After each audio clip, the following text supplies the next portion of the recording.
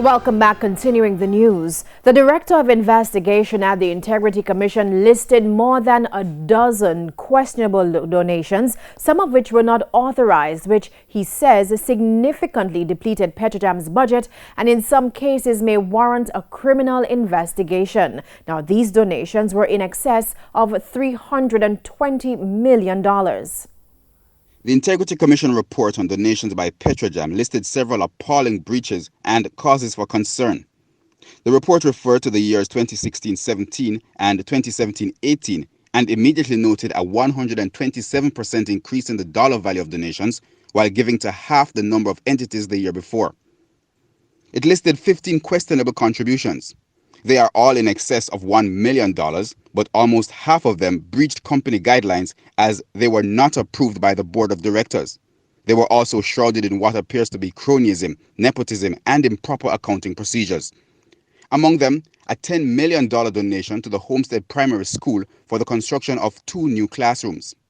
The request was sent to the former general manager, Floyd Grindley, by Lionel Myrie, the PCJ director and former special assistant to then Energy Minister Dr. Andrew Wheatley.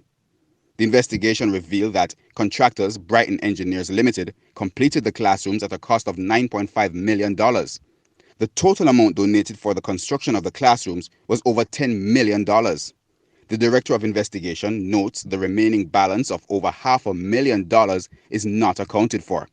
Additionally, the report noted that the principal of the Homestead Primary School, Miss Sophia Deere, is the mother of the nephew of Dr. Wheatley and also a known JLP affiliate. Another donation of $9 million to the Sydenham Citizen Association also raised questions, as it was in fact approved for another group, the McCook's Pen Citizens Association.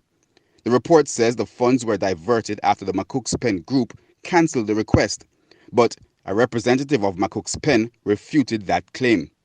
The money was supposedly used to renovate the Sydenham Community Centre access point, but a co-signatory of the association's bank accounts says he was told by the association president, Michael Ulett, to sign multiple blank withdrawal slips.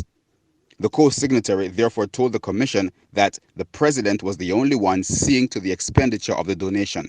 Camperdown High School also received a $6 million donation to upgrade a sporting facility.